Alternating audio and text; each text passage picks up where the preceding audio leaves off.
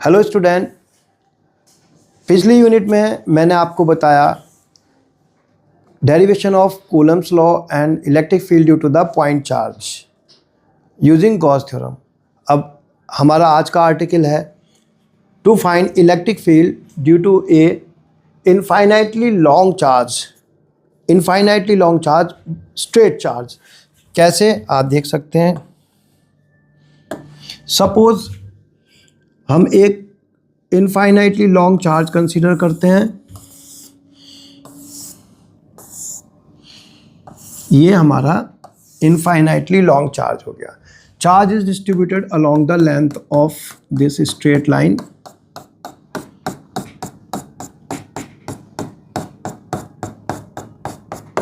Let the linear charge density is lambda.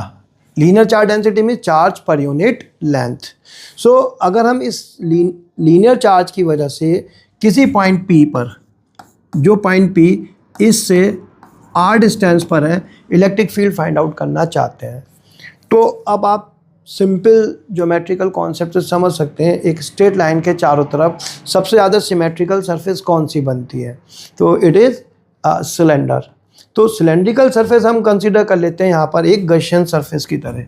ये surface हमने consider कर लिया Gaussian surface, A close surface which is enclosing the line of radius r in such a manner that it is passing through the point of observation and of radius r। हमें क्या करना है, हमें apply करनी है Gauss theorem. और Gauss theorem क्या है? गॉस थ्योरम सिंपली है phi is equal to q upon epsilon 0, means the net flux closing through a close surface is equal to 1 upon epsilon not times the total charge enclose inside the surface. तो अब आप देख सकते हैं यहाँ इस surface ने तो केवल इतनी लेंथ, अगर हम इस सिलेंडर की लेंथ मान लेते हैं L, तो केवल L लेंथ का चार्ज अनक्लोज किया हुआ है और चार्ज डेंसिटी है लैम्डा। तो ये हो जाएगा phi is equal to lambda L upon epsilon not. ये हमारी फर्स्ट इक्वेशन हो गई। अब हम फाई फाइंड आउट करेंगे by using the definition of flux. तो फाई क्या होगा? Phi is equal to close surface integral of electric field E dot D S. तो अब हमें इंटीग्रेट करना है इलेक्ट्रिक फील्ड को इस पूरी क्लोज सरफेस के अलावा। तो यहाँ हम इस क्लोज सरफेस को दो पार्ट में डिवाइड कर देते हैं, एक तो curved surface of this cylinder and the end faces of this cylinder. तो इस इंटीग्रल को मैंने दो पार्ट में तोड़ दिया है। पहला पार्ट हम लिख देते हैं कर्व्ड सरफेस के along integral E dot D S and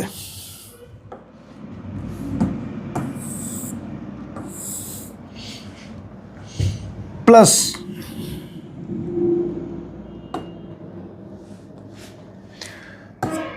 integral E dot D S along the end faces. अब आप देखो, जहाँ तक कर्व्ड सरफेस का सवाल है, यहाँ पर इलेक्ट्रिक फील्ड रेडियली आउटवर्ड होगा। इस लाइन चार्ज की वजह से इलेक्ट्रिक फील्ड इसके चारों तरफ इस तरह से रेडियली आउटवर्ड होगा एंड कर्व्ड सरफेस पर एरिया एलिमेंट भी रेडियली आउटवर्ड होंगे। तो यहाँ पर कर्व्ड सरफेस पर electric field and area vector both are parallel. तो ये इंटीग्रल तो हो जाएगा हमारा ई डी एस कॉस 0, क्योंकि यहाँ area electric field vector and area vector क्या है? पैरेलल है।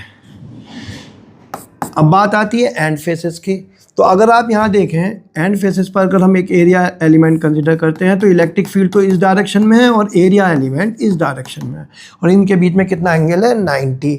तो यहाँ हम लिख देंगे ई डी एस कॉस 90, क्योंकि एंड फेसेस पर electric field is perpendicular to area element. Cos 90 0 होता है तो ये वाला टर्म तो 0 हो जाएगा।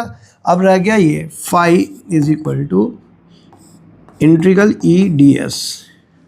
अब as the every point on the curved surface of cylinder is equidistance from the line charge, so the magnitude of electric field will be same at every point. You can take it out of the integration. So E and surface integral ds of curved surface.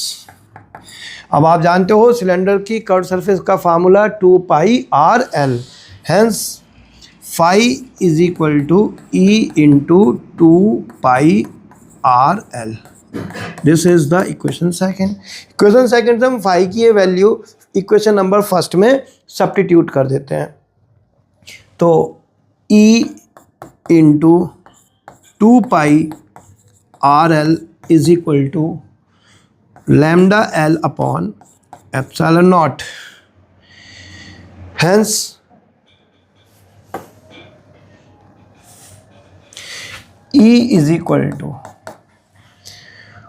1 upon 2 pi epsilon 0। आप देखिए ये 2 pi और ये epsilon 0, L से L cancel हो गया, 1 upon 2 pi epsilon 0 lambda upon are.